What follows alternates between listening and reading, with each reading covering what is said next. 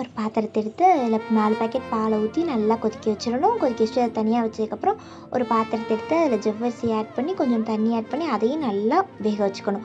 அதுக்கப்புறம் ஒரு try pan எடுத்து அதில் வந்து சேமியா ஆட் பண்ணி நல்லா ட்ரை ரோஸ்ட் பண்ணி வச்சுக்கணும். அதே பேனில் கொஞ்சம் தண்ணி ஊற்றி அந்த ட்ரை ரோஸ்ட் பண்ண சேமியாவை ஆட் பண்ணி நல்லா மிக்ஸ் பண்ணி வச்சுக்கணும். அதுக்கப்புறம் அதில் ஜவ்வரிசி ஆட் பண்ணிக்கணும்.